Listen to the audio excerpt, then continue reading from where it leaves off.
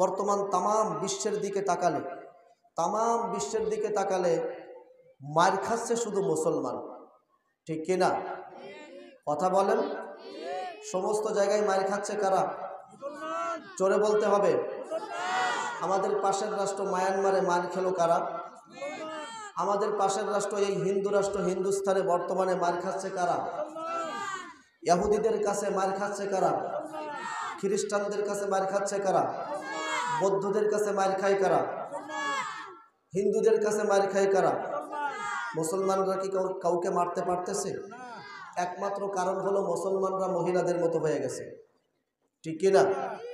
পুরুষরা মহিলাদের মতো হয়ে গেছে, অন্যতম কারণ। এটা সিস্টেম ওয়ারি বানায় ফেলেছে তারা।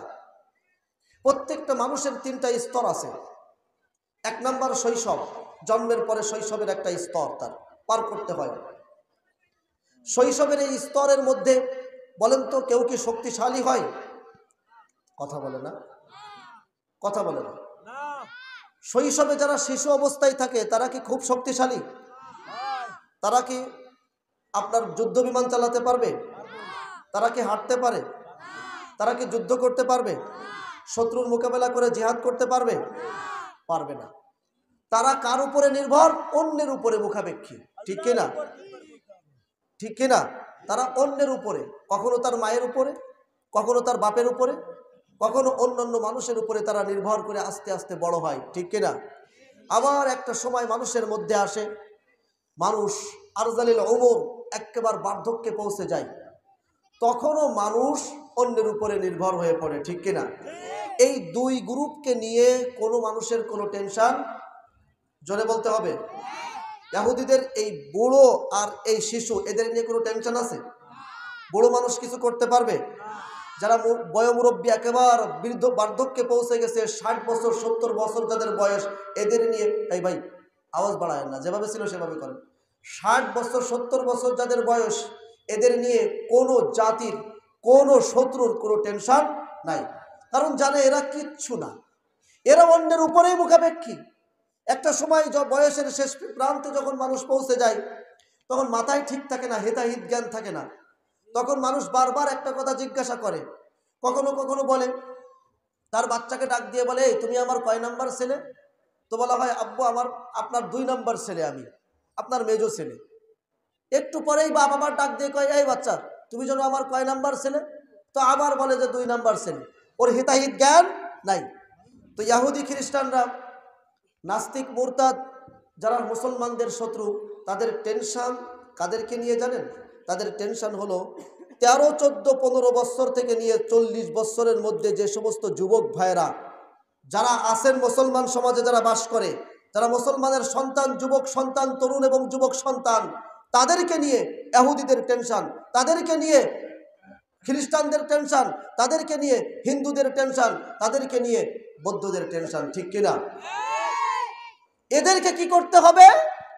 এদেরকে মহিলাদের মতো বানায় দাও। কথা কি বুঝতে পেরেছেন? একটা গল্প আপনাদের সামনে শোনায় আজকের বয়ান শুরু করব। একবার সিংহর একটা বাচ্চা, একটা রাখাল সিংহর একটা বাচ্চা, রাখাল তার বকরি নিয়ে বনের মধ্যে যেয়ে দেখলো সিংহর একটা বাচ্চা সে নিয়ে বাড়িতে গেছে, লালন পালন করতেছে। এই বাচ্চাটা ওই বকরির মাঝে, এই বাচ্চাটা ঘোরাফেরা করে, ঠিক কিনা? এইবার একদিন আস্তে আস্তে আস্তে আস্তে বড় হলো। একদিন দূর থেকে একটা সিংহ দেখলো যে এই বকরির মাঝে তার মতোই একজন, তার সহজাতি একজন দেখা যায়।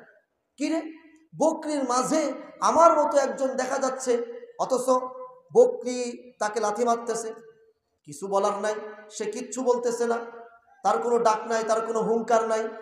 সে বুঝলো নিশ্চয়ই কোনো একটা সমস্যা অবশ্যই এই সিংহর মধ্যে ঘটেছে। সে বুঝলো যে এই সমস্যাটাই হলো সেই সমস্যা, যে সমস্যা আমাদের মাঝেও বর্তমানে ঘটেছে। কি সমস্যা? সেই সমস্যাটা হলো সে তার নিজেকে ভুলে গিয়েছে। সে ওই বকরির সাথে, ওই ছাগলের সাথে মিশতে মিশতে সে নিজের স্বজাতি, নিজে তার জীবনের, তার অস্তিত্ব, নিজেকে সে ভুলে গিয়েছে। এই জন্য ওই সিংহ মনে করলো যে আমি যদি তারে একটু তার নিজেকে নিজের পরিচয়টা তাকে দিয়ে দেই, তাহলে ইনশাআল্লাহ আবার সে তার পূর্বের অবস্থায় ফিরে আসতে পারবে। এই মনে করে ওই সিংহকে আস্তে ডাক দেছে, ডাক দিয়ে কাছে নিয়ে বলতেছে, নেই দেখো তো তোমাকে আর আমাকে একরকম দেখা যায় কিনা। তাকায় দেখলো তো সত্যি তো তোমাকে আর আমাকে একরকম দেখা যায়।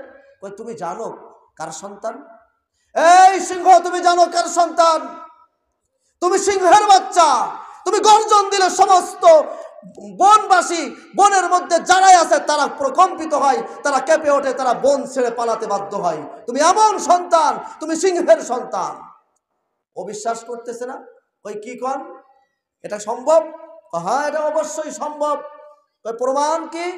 প্রমাণ তুমি যাদের মধ্যে বড় হয়েছো, যে বকরিদের মাঝে বড় হয়েছো, সেই বকরিদের কাছে কিচ্ছু না, খালি একটা ডাক দিবা। এই মনে করে যে কাজ, যে কথা সেই কাজ। সিংহ ওই বকরির মাঝে গেল। এতদিন পর্যন্ত এই বকরিরা কত লাথি মেরেছে, কত গুতা মেরেছে, কত আঘাত করেছে, ওই সিংহর বাচ্চাটা সহ্য করেছে। এখন তো আর বাচ্চা নাই।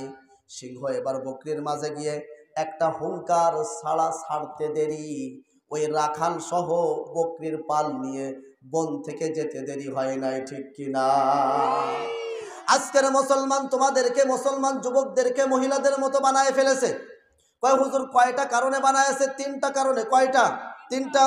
আজকের খ্রিস্টানরা দেখলাম মুসলিম যুবকদের কথা যখন তারা পড়ে, যখন তারা মুসলিম তারেক বিন জিয়াদের কথা বলে, তখন তারা বিভিন্ন মুসলিম খালেদ বিন ওলীদের কথা বলে, যখন তারা ওমর ইবনুল খাত্তাবের আলোচনা করে, যখন তারা আলী মুর্তজার কথা আলোচনা করে, তখন তারা দেখে হলো মুসলিম সিংহের জাতি।